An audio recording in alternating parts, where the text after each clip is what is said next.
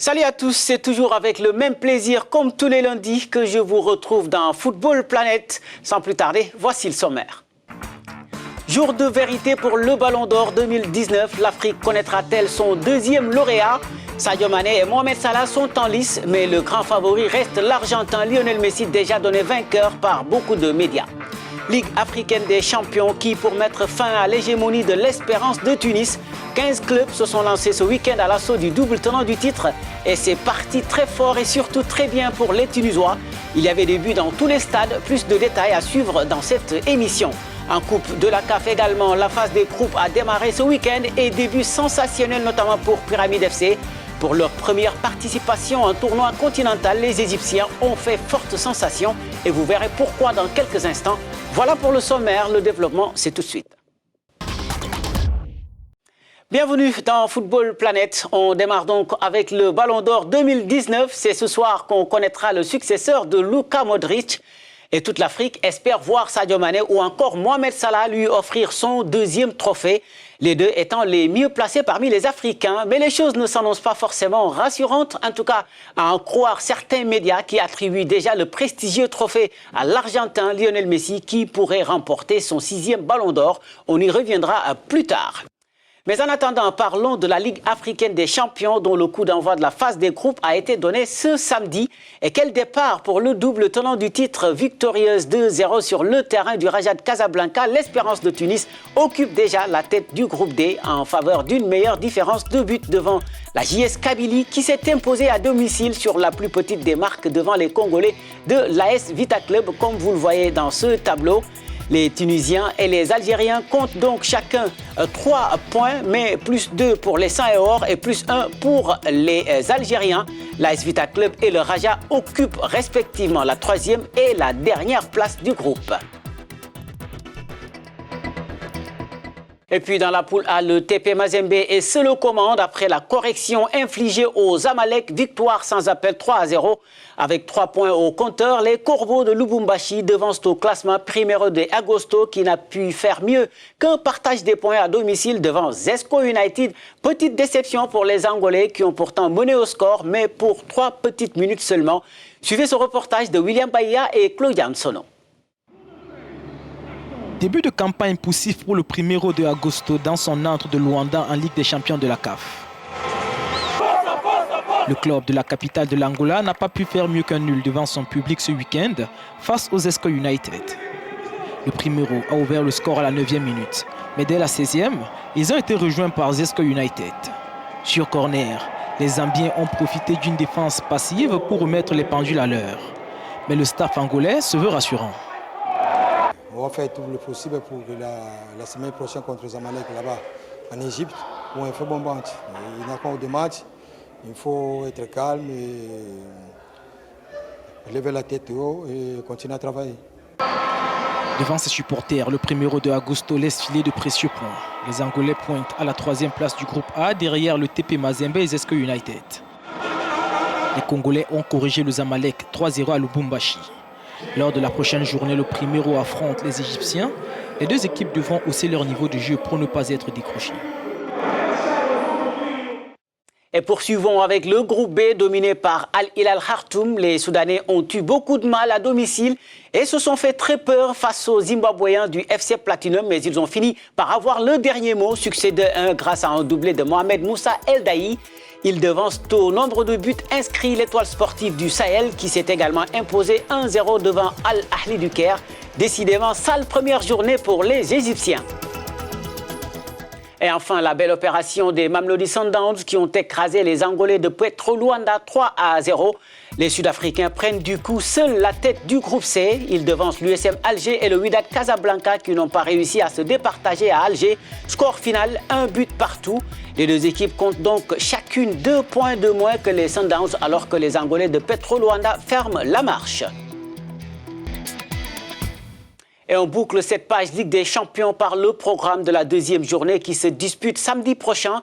D'abord, dans le groupe A, on aura Zesco United TP Mazembe à 16h et Zamalek Primero de Agosto à 17h. Dans la poule B, Al-Ahli va tenter de se relancer à domicile devant le leader Al-Hilal. Match prévu à 19h au Caire, mais avant à 13h, l'étoile sportive du Sahel va essayer de confirmer sur le terrain de Zesco United en quête de son premier point dans ce tournoi. Et puis, déplacement compliqué pour les Mamelodi Sundowns sur la pelouse du Wydad Casablanca à 19h. Sévèrement battus lors de la première journée, les Angolais de Petro Luanda vont essayer de relancer leur saison avec la réception de l'USM Alger, match prévu également à 19h GMT. Et enfin, le groupe D a commencé d'abord par le derby maghrébin entre l'Espérance de Tunis et la JS Kabylie à 19h à Tunis. Un choc qui promet tout comme le déplacement du Raja de Casablanca sur le terrain de l'AS Vita Club à 16h. On y reviendra évidemment dans notre prochaine édition.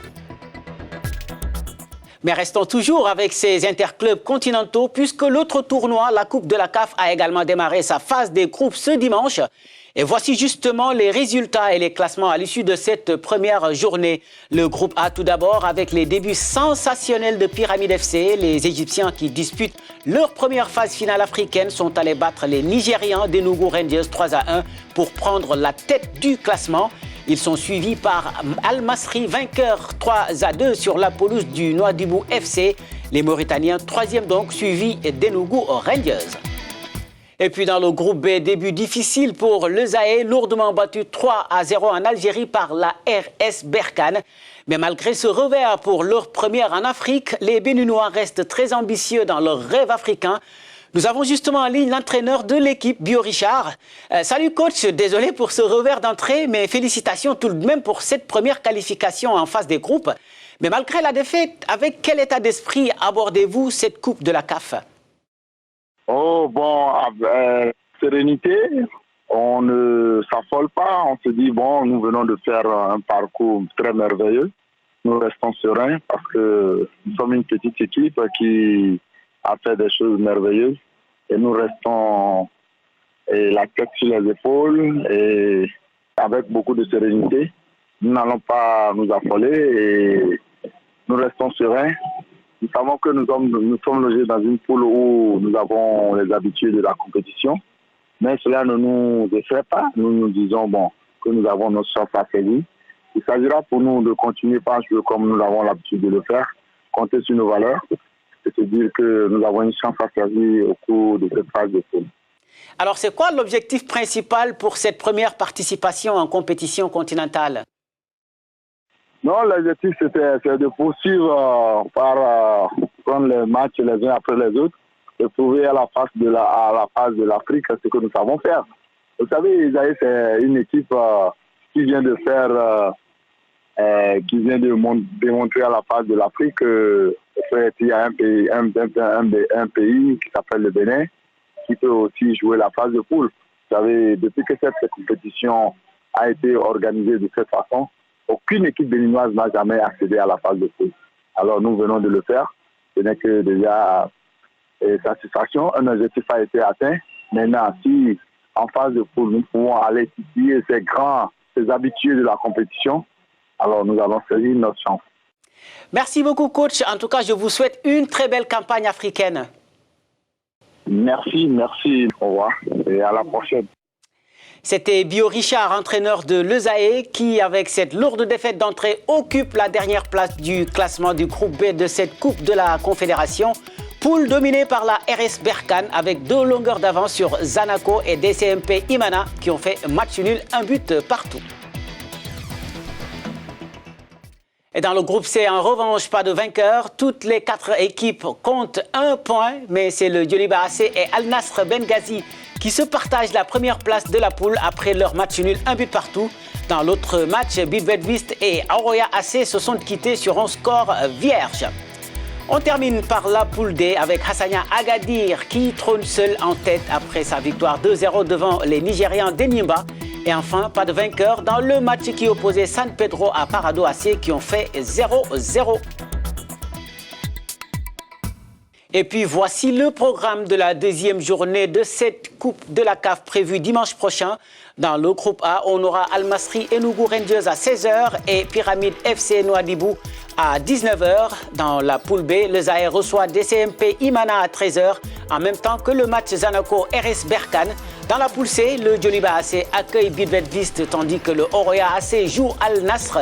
Et enfin, dans le groupe D, on aura droit à un beau derby du Nord entre les Algériens de Parado AC et les Marocains de Hassania Agadir à 19h, alors qu'un peu plus tôt, San Pedro se déplace sur le terrain d'Enyimba. Parlons maintenant de la tournée en Afrique du président de la FIFA, Gianni Infantino, qui était à Brazzaville vendredi, une première pour un dirigeant de la FIFA. Accompagné du président de la CAF, Ahmad Ahmad, d'anciennes stars du ballon rond comme Samuel Eto'o, Gianni Infantino a été notamment reçu par le président Denis Sassou Nguesso. Il a également inauguré le tout premier siège de la Fédération congolaise de football, financé en partie par la FIFA. Gianni Infantino qui promet d'accompagner le développement du football africain. Regardez. On va travailler ensemble pour pas seulement développer le football au Congo et en Afrique, mais pour le faire briller au sommet du football mondial. L'entretien qu'on vient d'avoir avec le président me conforte et me rassure encore plus et nous donne encore plus d'énergie pour travailler dans cette direction. Vous avez ici au Congo des infrastructures exceptionnelles. Il faut les faire vivre. Ça, c'est notre responsabilité à investir dans les structures pour faire ça. On va faire vivre les installations qu'il y a ici au Congo qui ont été construites. Et puis retenez que le Portugal a été sacré champion du monde de beach soccer. La Seleção a battu en finale l'Italie sur le score de 6-4 dimanche à Asunción, la capitale du Paraguay. Le podium est complété par la Russie, tombeuse du Japon 5-4 dans le match de classement. Et c'est tout pour aujourd'hui. Football Planet revient la semaine prochaine, mais vous pouvez retrouver l'émission sur notre site web www.africanews.com. Je vous souhaite une excellente semaine. Au revoir.